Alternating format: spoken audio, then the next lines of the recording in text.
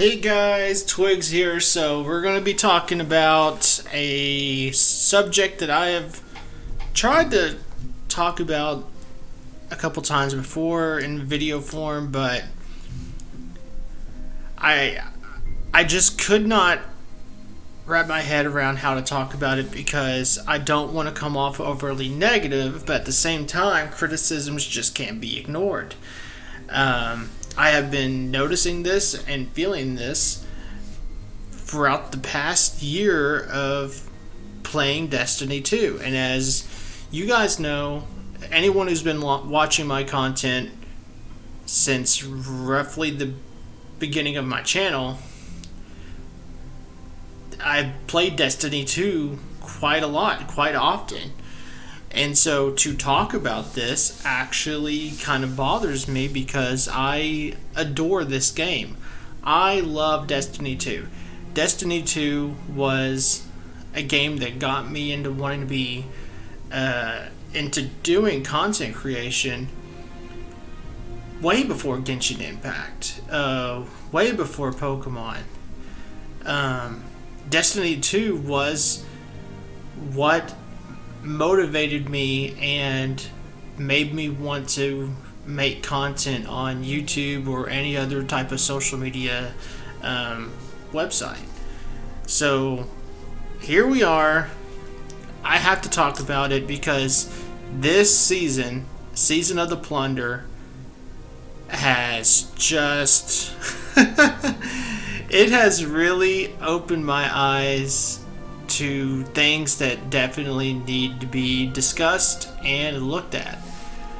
So before we jump into it, before I jump into this paper of notes that I have written down to talk about, hit that like and subscribe button. It helps out the channel. It helps me grow. Helps me and the channel grow a community over here. So definitely hit that like and subscribe button because by doing so, you are subscribing to more gaming content from myself. So definitely do that. And also, while you're hitting that subscribe button, while you're hitting that like button, go ahead and hit that notification bell so you'll be informed whenever I go live or upload any new content. So with all that being said, let us jump into my paper of notes. Obviously you can't see the words because the words are on the part of the paper that I am looking at, because that's how writing notes works. Unless I was going to write notes on the back side of the paper, but then again, you know what, we're not going to talk about that. We're getting off subject. So, the biggest thing about Season of the Plunder is that it suffers from what Season of the Haunted suffered from. And what Season of the Haunted suffered from is what Season of the Risen suffered from. And then the season before that. And then the season before that. And so on and so forth. But the problem is that the issue, well, it's very much at the forefront, more so than any other season that happened prior. But it was definitely noticed in the Season of the Haunted. But this season, man, it's the seasonal model. The way I look at it, it's like a chip, like a potato chip. And, well, that potato chip over time, if it's just sitting there, just nothing done about it, you just let that potato chip sit there at the corner of, let's say, your desk. Don't ask me why a potato chip is sitting at your desk. The potato chip is sitting at your desk. And you just let it sit there. And you just let it hang out. Well, guess what? Over time, that potato chip is going to get stale. And it's just going to get more and more ugly and more apparent that you need to do something with that potato chip, or it's just going to look like a gross potato chip. And that is the seasonal model as it currently stands at this point, now that we've been using it with every season. With Season of the Plunder, this seasonal model, and what the seasonal model I am talking about is, let me pull it up,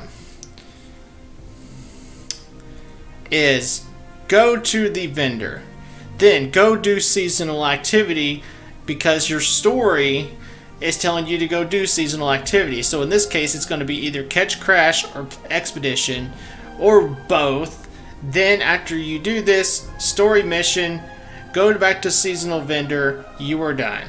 The same thing occurred with Season of the Haunted. Go to the seasonal vendor, go do the thing on the moon that was called Castellum, where you fought some nightmares. Go do Sever mission, because Sever mission was the story thing for Season of the Haunted. Go back to Helm, talk to seasonal vendor, you were done for the week. Rinse and repeat, rinse and repeat, rinse and repeat. And it's the same reward system too. Go to your vendor, they have this grid that you unlock stuff with things that you get from the weekly bounty challenge thing. Go to the seasonal vendor, unlock those things on the little chart.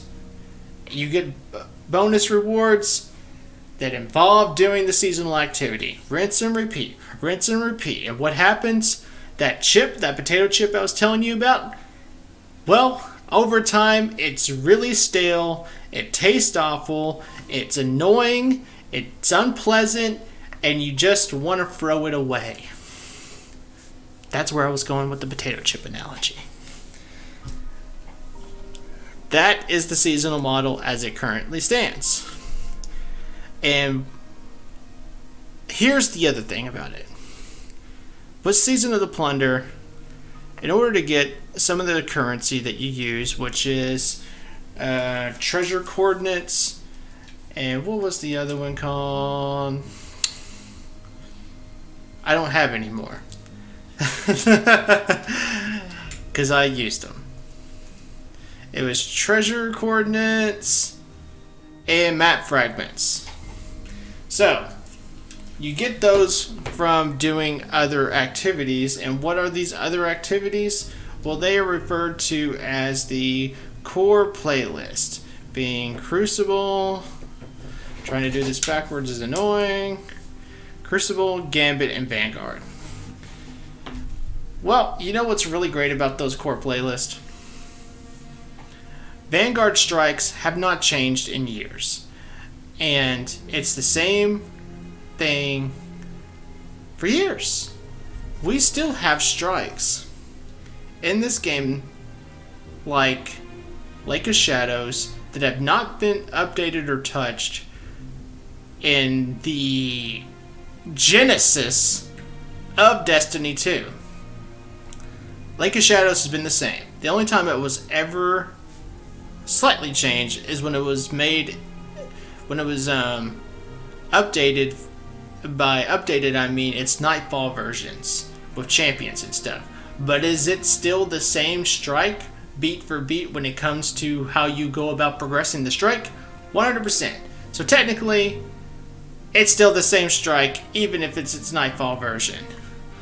And the same thing goes for the arms dealer. And the thing is that this goes into the issue with the core playlist. For strikes, for PvE, where we are at in the game now, and this goes into what has changed over time in the last 4 or 5 years of Destiny 2. We have gotten more powerful. Our weapons are a lot more powerful. Vorpal weapon helps us do extra damage to take out bosses and other powerful enemies. Brigand's Law, the new weapon that came out with this season, with Bolt Shot, it makes it a really good ad clearing weapon. It's like a baby version of Trinity Ghoul. And that goes for, like, let's talk Aegir's Scepter. It ad clears like nobody's business, especially when you're on the Stasis subclass.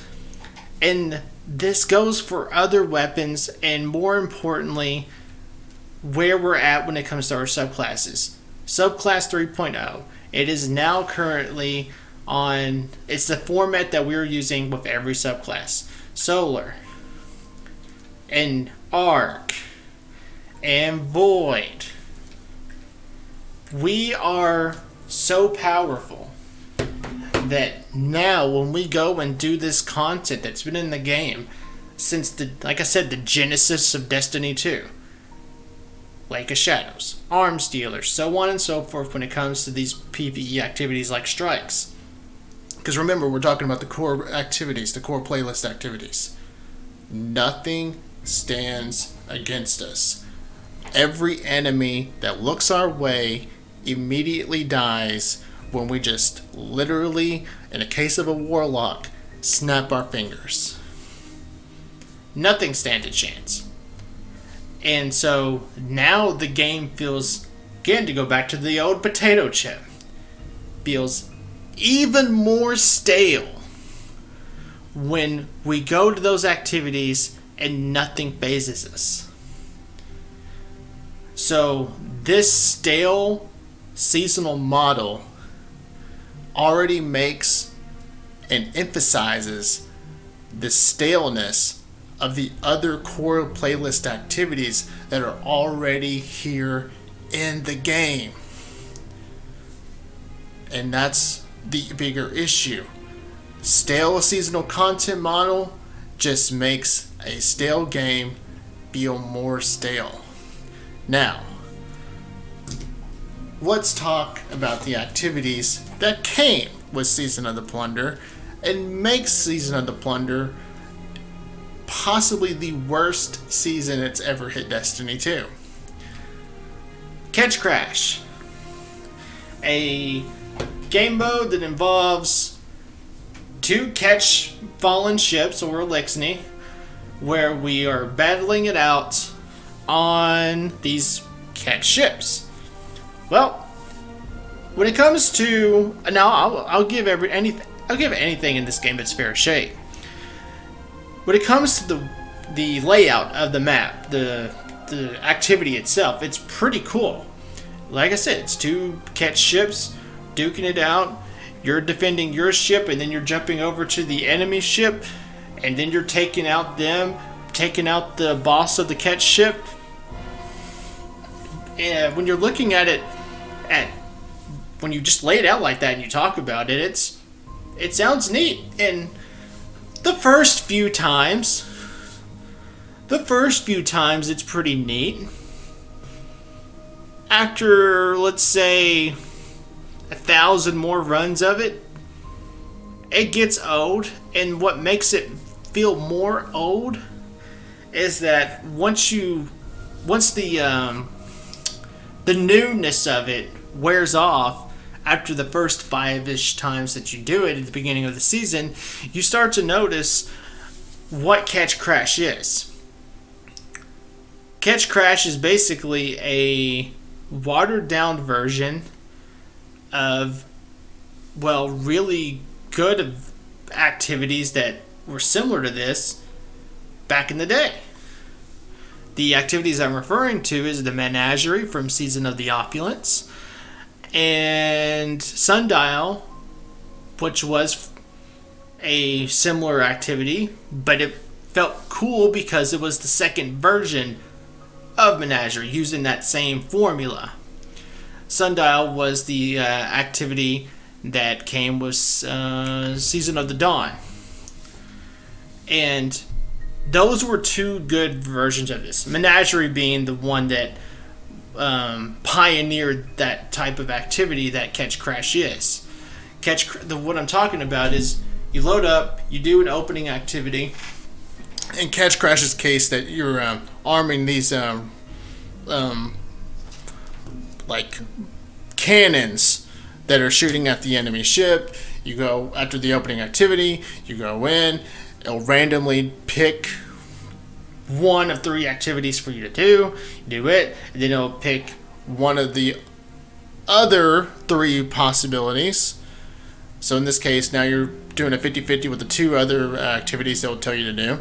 You do it, and then it'll take you to the boss. Bam, you're done. That's it.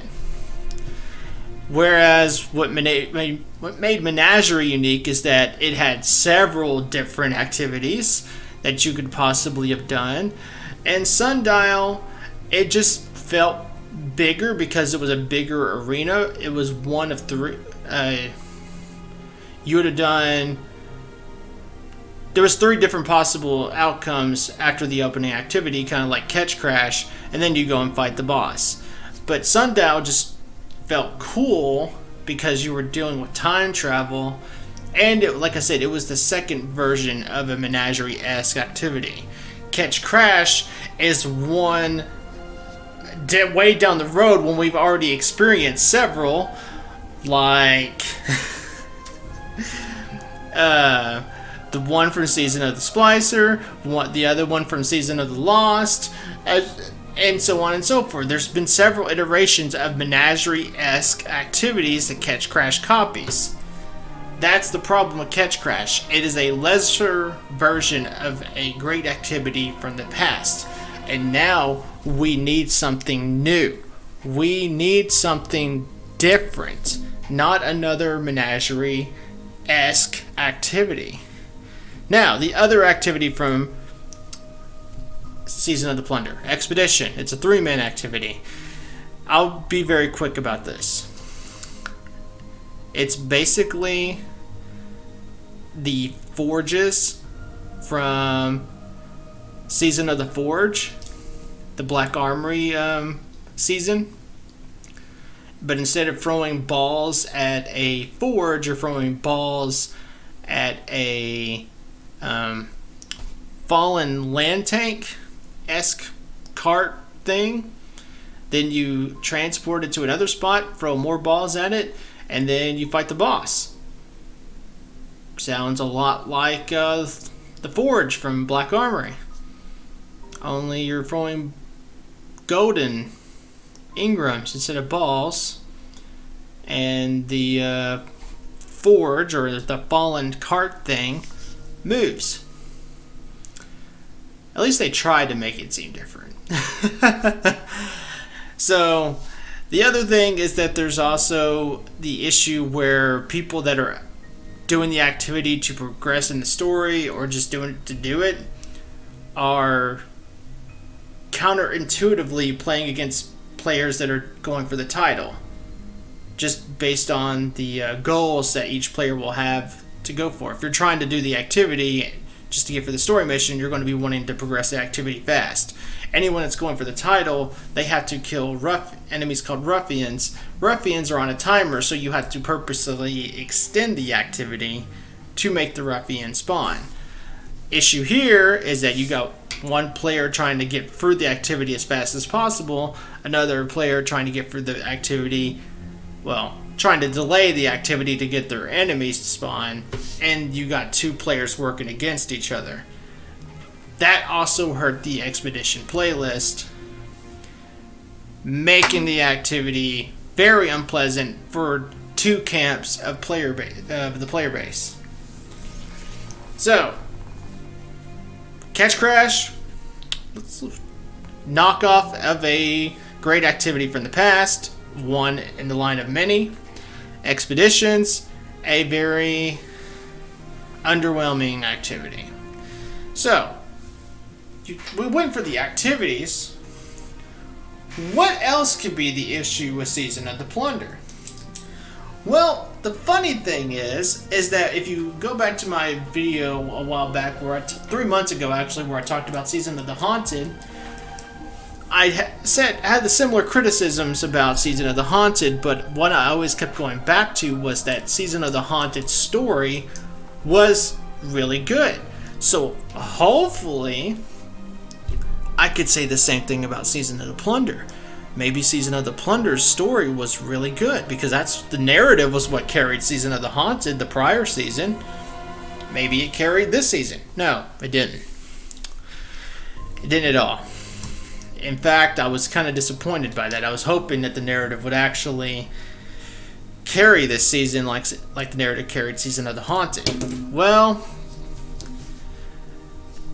have you ever watched a TV show or an anime where it's like, when we're talking like a long-running series, of a TV show or a season or anime, whatever, where the story gets into this point where what's going on currently doesn't feel like it's necessary, that we're just killing time before we get to another big plot point that you know was coming down the road pretty soon, but you just got to get through this lull in the story to get to that bigger plot point, and everything that you are currently experiencing in the TV show is borderline meaningless. Yeah, I believe that's referred to as filler. That's exactly what Season of the Plunder felt like. It felt like the filler arc of a TV show and or anime. And the plot points that were in this filler arc, where like the bigger plot points, were far and few between. Really and honestly, the only things that mattered in this season were, one, Aramis is back, and she's now a disciple, kind of a disciple of the Witness. Not like she's not like a full-on disciple. She's kind of like she's like the Witness's errand boy. In this case, errand girl. This is spoilers, by the way. I'm going to be touching spoilers. Hopefully, you've already experienced all this. The reliquaries, the MacGuffins that we chased after in this season are actually jars containing body parts of Nezarec. Nezarec happened to be the disciple that caused the collapse from that ended the golden age of the Soul System. That was pretty neat to find out, I'll give it that. And the other big thing is that we found out this week, actually, that now Osiris is awake thanks to inhaling darkness, the fumes of darkness tea that Mithrax created from the reliquaries. Yes, Mithrax made tea out of the the darkness for the dead body parts of Nezarec to wake up Osiris. Sounds gross, right? But now Osiris is awake, and he's got all these visions of what's going to happen and what's going on in Neptune, since we know we're going to Neptune later. But yes, just bullet points of information that actually were pertinent to the main story, but everything else felt like filler. Chasing the MacGuffins, doing the whole pirate theme stuff, listening to Ido and Mithrax's family drama. It all felt like filler. It all felt like filler. Hell, even the payoff when like Ido and Mithrax didn't even really get a conclusive coming together moment where they finally put their differences aside and bonded back together as father and daughter. It's like they just glossed over it. So the story just felt like filler. So I'm not going to go any more in depth to it. It felt like filler. And then after all this, after the narrative and everything, after we finish the story of this season, then we get to the Festival of the Lost. Festival of the Lost, I'm not going to cover too much of it. It was the same thing as last year's Festival of the Lost, only we had a title to chase after. It felt like nothing but a chore, doing everything we did from last year, only this year there's some new perk rolls on weapons, and there's new stuff in the cosmetic shop, which just kind of made the Festival of the Lost event for Halloween feel like a cosmetic advertisement with "here's your Halloween activity." And to make things even better, the first week of the Festival of the Lost was just littered with bugs that could not progress quest activity. Sounds fun. Really? I mean, if you did what I did, I skipped the first week just so I didn't have to deal with all those bugs. So that was Festival of the Lost. So what happened at the Festival of the Lost? Well, nothing for like a few weeks. There was nothing going on. Until one day, an update came along for doing a patch update, and everyone noticed that Telesto was shooting bolts up into the air. Yes, Telesto. Everyone thought the gun was glitched again. Well, then the next day, the Telesto was shooting bolts straight again, and they kind of created little scatter bombs, kind of like that one void pulse rifle that's an exotic. Shoot an enemy in the head and it just sends out little void bombs that kill other enemies that happen to be nearby. I forget the name of the gun. But it kind of acted like that, and I thought that was cool. But the problem with that is that after you look past that it's kind of cool, the issue was, and this was kind of the consensus, was everybody wanted it to be a secret activity, because this game has not had a secret activity in a very long time, going back to maybe Dead Man's Tale, which was like a year and a half ago as of the recording of this video. And before that was another long ass time ago. And so everyone was hoping it was going to be a secret activity, and it turned out it was nothing. And since it was nothing, this looked like it looked pointless. This was something added to the game that could have been development time used for any other aspect for this game.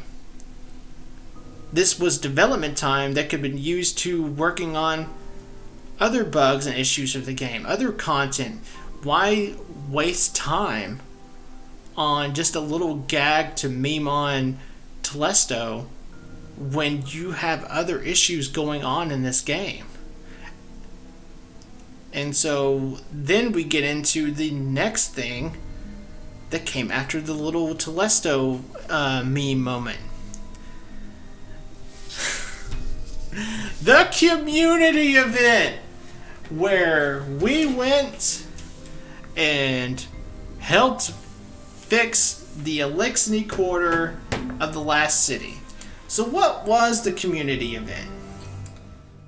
Well, in the tower, the Spider, the vendor that hangs out at the Elixni quarter now, everyone knows Spider. He used to chill on the Tangled Shore. Well, he's trying to help spruce up the Elixni quarter, along with Mithrax. And so everyone had to go, everyone in all the players had to go and do activities. You know, those core playlist activities? Yeah, those. And Catch Crash and Expedition. Those old potato chip activities that are stale and unpleasant. Go do those. You get these treasure coins, and that will be used to help progress the community event. And as the community turned in all their coins, well, we would unlock different parts of the Elixni quarter to spruce it up. You want to know what was spruced up? Well, the bar here looks a little bit better. Spider has his boxes and containers back here now. That was really necessary. I'm sure Spider really needed all his stuff back. I guess there's living spaces in the back here now. That was actually literally one of those, just adding more stuff to the background. These there's plants now inside these gardens, and last but not least, there's stairs. They put stairs here, real nice. Even though I could just literally jumped up here, but I guess they needed stairs. And there's now benches and a pedestal over here in front of the Insurrection Prime. And they put ribbons on him. The most minor of minor changes was added to the Elixni Quarter. The most minor. So what happened? Well, you see, the funny thing is that this event was meant to last for the rest of the season, which was about roughly 2 weeks. Well, there was an exploit for the treasure coordinates because they eventually made treasure coordinates and map fragments, also things that you could turn in along with some resource materials. Well, there's an exploit where you can dupe treasure coordinates and just spam treasure coordinates into the vendor at the tower to turn in your stuff to help progress the Elixni Quarter event. Well, so an event that was supposed to last about 2 weeks turned into a day and a half. A 2-week event turned into a day and a half event because of that exploit. And man, oh man. Yeah. It was totally worth seeing all these things occur in a day and a half. Just imagine if this actually lasted 2 weeks. As a few days go by, we unlock, oh wow, there's plants in this garden now. Oh wow, Spider has his boxes in the back of the Elixni Quarter now.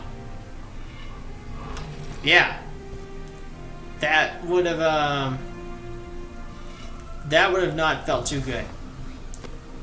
So it was a damned if you do, damned if you don't situation. So, what were other things that happened in this season? Well, the one thing that really hurt this whole season, besides the seasonal model, besides the core activities being stale as hell, besides nothing in this game able to phase anyone due to the game just being power crept, airborne effectiveness. Airborne effectiveness is, I'm not going to go too much into it because a PvP person could definitely do it a lot better than me, but airborne effectiveness is basically something that Bungie created to basically give players that prefer to stay grounded and some even playing field against a player that prefers to use the game's excellent movement and airborne abilities to their advantage. Well, airborne effectiveness now, the way it works is that it adds an element of RNG to your shots whenever you're trying to shoot from the air. And it's basically, to give you an example, if my reticle is over an enemy's head and I jump in the air but my reticle is still on the enemy's head because I managed to do that, well, the way airborne effectiveness works is that because of that element of RNG, based on my airborne effectiveness stat, well, I might miss that shot, not because I missed the shot, but because airborne effectiveness happens to be low. And let's say I used Heritage. Heritage has a 2 on airborne effectiveness, but there's a chance that some of my armor might increase that. Well, if I jumped in the air, but I kept my reticle on your the thing in front of me's head, whether it be a player or an enemy, more than likely I am going to miss that shot even though my reticle is over your head, because my airborne effectiveness for this shotgun is dog shit. So that's the issue. It's RNG implemented in somewhat of an unfair way. So even though I'm good enough to be able to move around in the air and keep my aim solid, but because of the airborne effectiveness stat, there's a chance I might miss even though I should have landed that shot.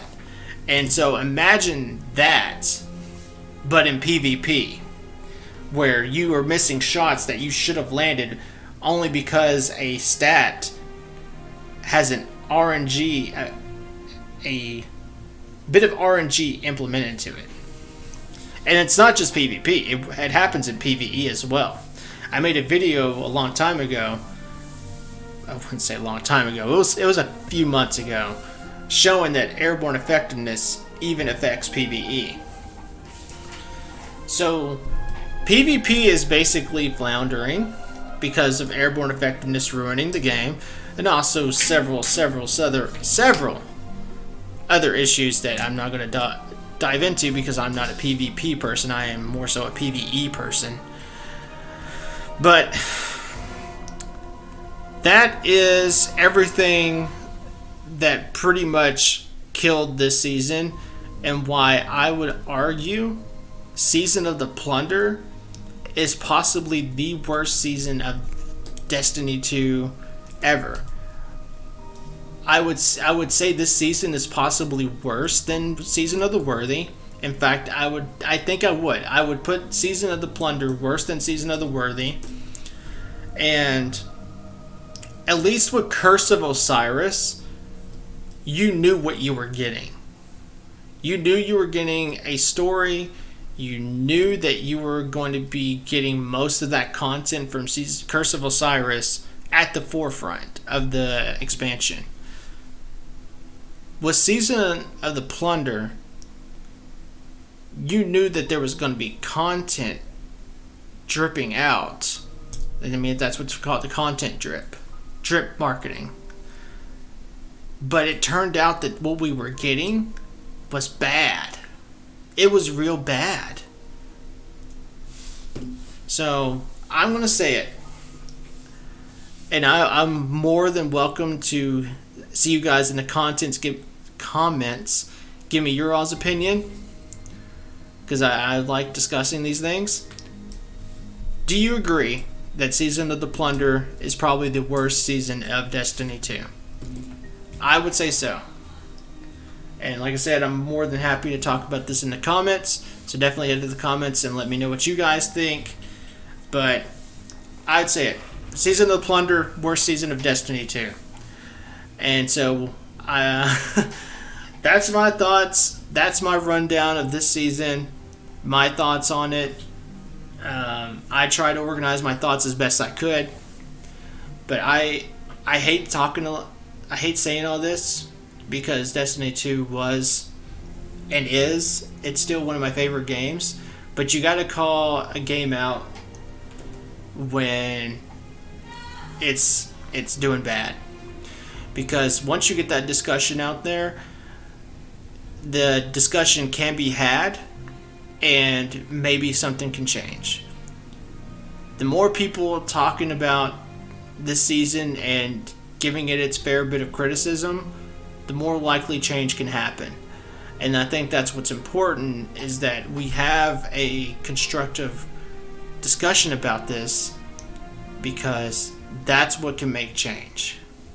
Destiny 2 needs to be changed for the better, because right now where it's at, it's in the worst state it's been in since a while. The last time I've seen Destiny 2 this bad was everything that occurred before Forsaken. Curse of Osiris, Warmind going into Forsaken was bad. Forsaken changed the game Destiny 2 changed for the better with Forsaken. Now Destiny 2 needs something like that again. Right now Destiny 2 is in one of its worst spots in a long time, and a discussion needs to be had so Bungie can hear and hopefully change things for the better, because it needs it. So that's my thoughts. Hope you guys are doing well. Hope you guys have a great day. Hit that like and subscribe button. Hit that notification bell. And I'll talk to you guys later.